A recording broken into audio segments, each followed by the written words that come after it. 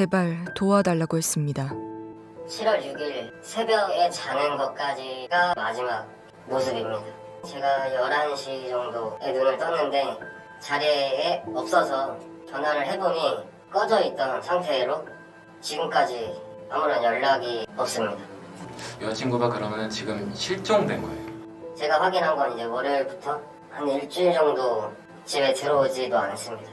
지난 5일 지섭 씨는 여자친구 혜주 씨와 함께 호텔에 묵었는데 다음 날 아침 눈을 떠보니 혜주 씨가 감쪽같이 사라졌다는 겁니다. 저랑 8살 정도 연상의 누나였죠.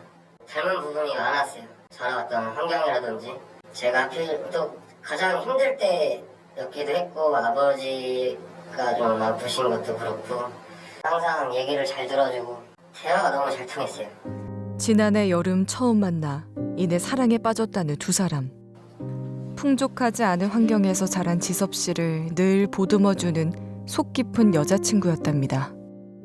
좀 키랑 체중이 좀 나가는 편이에요. 누가 봐도 눈에 띄죠. 그래서 항상 밥 먹을 때도 이렇게 좀 눈치를 좀 봐요. 혜주 씨는 통통한 자신의 외모에 늘 자신 없어 했지만 남자친구 지섭 씨에겐 하나도 문제될 게 없었습니다. 자신이 준비한 작은 이벤트에도 크게 기뻐해주던 여자친구 혜주 씨.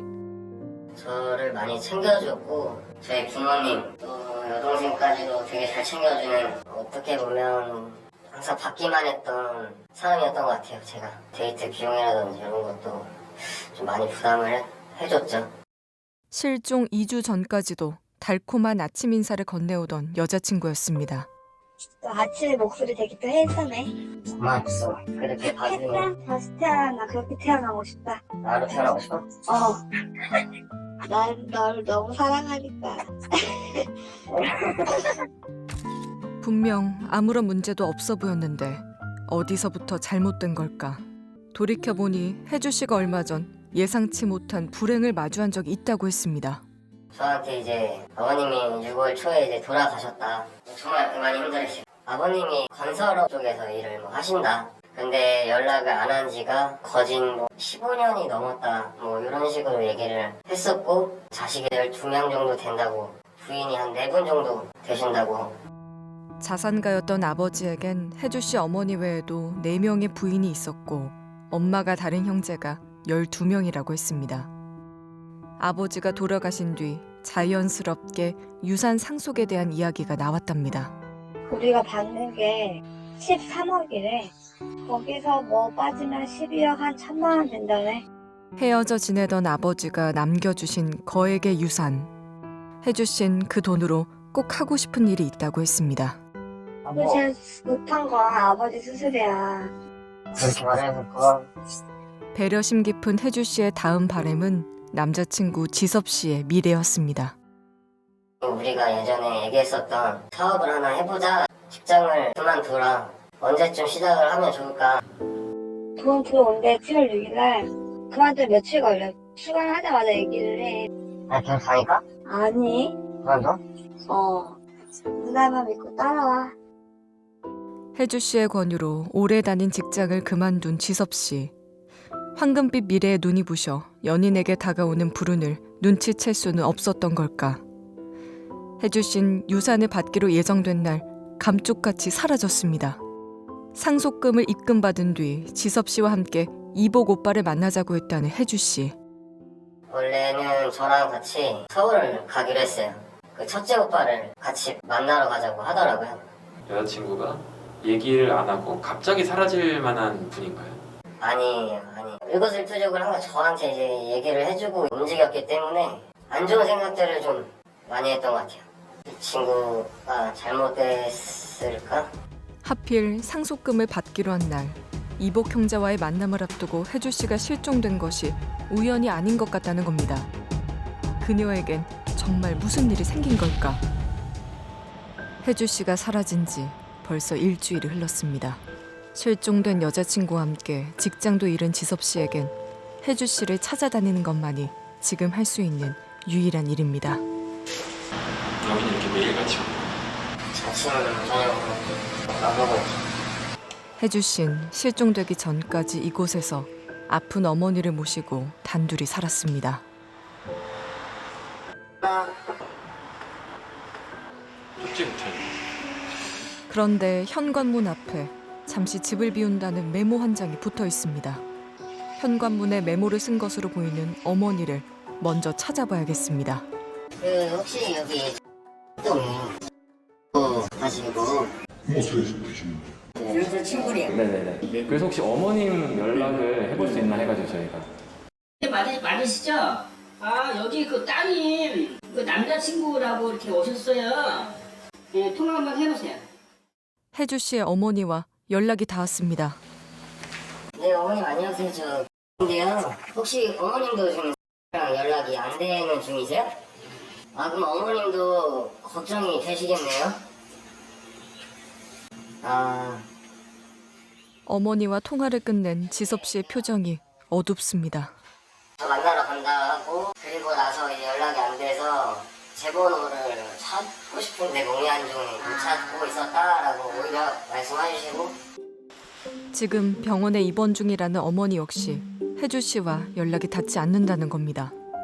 지섭 씨는 혜주 씨가 사라진 직후 직장도 찾아갔지만 출근을 하지 않는다는 이야기만 들었습니다. 어느 정도 근무를 했었나요? 한 3달? 일은 잘했어요. 근데 무단으로 안 나오다가 그만뒀는데 실종 며칠 전부터 갑자기 무단 결근을 했다는 혜주 씨. 그런데 경제적으로 힘들다고 많이 이야기했어요. 부모님 좀 아프셨다 그래가지고 좀 빌려준 것도 있고 한 200만 원 정도? 채무관계가 좀 많이 있다고 얘기 들었었는데 아, 사장님 말고도? 전화 몇 통 받긴 했는데 아, 채무자들이 여기도 전화를 했었어요? 네. 혜주 씨가 최근까지 빚 독촉에 시달리고 있었다는 겁니다. 어떻게 된 일일까? 사장님도 약간 일부 돈을 빌려준 게 있대요. 한 몇백 정도? 에? 한 200? 에? 아니 월급도 아니고요? 돈을 빌렸다고요? 넉넉지 않은 자신의 경제 사정을 항상 배려해주던 혜주 씨가 빚에 시달리고 있었다니 지섭 씨는 몹시 혼란스럽습니다. 아무리 생각해도 이해가 안 되는 아 모르겠어요. 도저히 모르겠는데 혜주 씨가 혹시 거짓말을 한 걸까? 그녀가 했던 말들을 확인해 봐야겠습니다. 62인가? 큰오빠 대학교에서 일해. 오빠도 지금 넷째가 여기 동 있잖아. 하는 거래.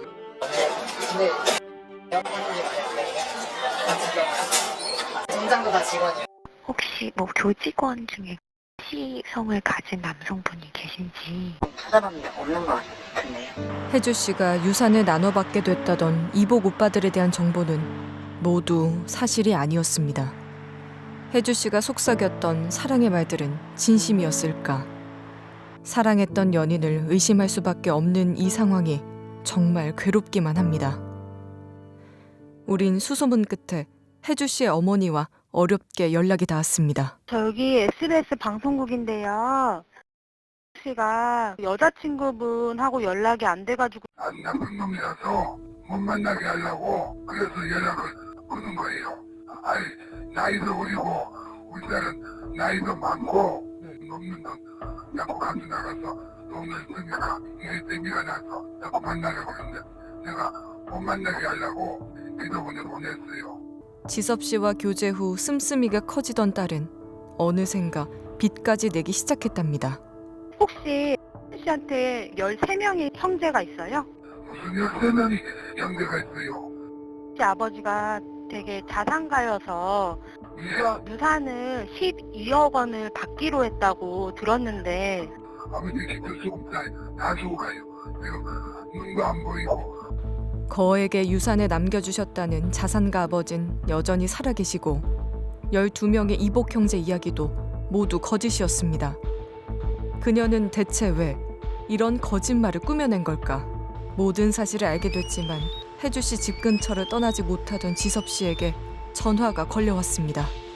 여보세요? 여보세요? 혜주 씨입니다. 잘 있어. 너 잘 지내 그러니까. 알겠고 내가 꼭 물어봐. 다 거짓말이야. 왜 거짓말했냐고 물어보면 응. 널 너무 좋아했어.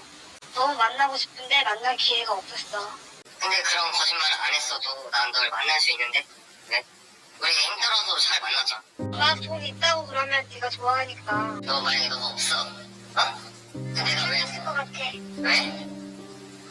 나 너무 못생기고 뚱뚱하니까. 도대체 왜? 너 그냥 나랑 같이 과자에다 소주 먹어도 돼. 내가 언제 너한테 돈을 언제 내가 얼마 썼네. 얼마 썼네. 나 그런 말 듣기 너무 싫었다. 그래서 돈 빌렸어 여기저기. 아니 오히려 내가 너한테 우리 아껴 쓰자 그랬지?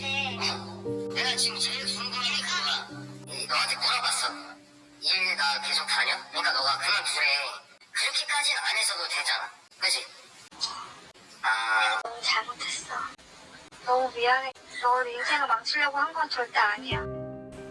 애타게 찾아 헤맨 여자친구가 그녀가 말하는 진실이 도무지 믿기지 않습니다. 당신 이거 어떻게 내려와요? 사랑받고 싶어 거짓말을 했다는 여자친구가 지섭신 원망스럽다고 했습니다. 물론 어디선가 잘 있다고 하니 마음은 한결 가벼워지고 편해지는데 저는 거짓말로 인해서 저를 잃을 거라는 생각을 왜 못했는지 그 친구한테 전 실망스러운 것 같아요. 어마어마한 액수에 대한 약간 흔들렸던 것 같아요. 전 바보 같네요. 지금 이 순간만큼은 좀 창피할 정도로. 거짓말을 한 연인보다 더 원망스러운 건 그녀의 거짓말을 전혀 눈치채지 못한 자신이라고 했습니다. 두 사람에게 사랑은 무엇이었을까요? 돈이 사라져버린 그곳엔 사랑도 없었습니다. 아니 그런데 이렇게 막 술을 취해도 그 흔한 사랑하는 말 한마디 못해? 너한테? 사사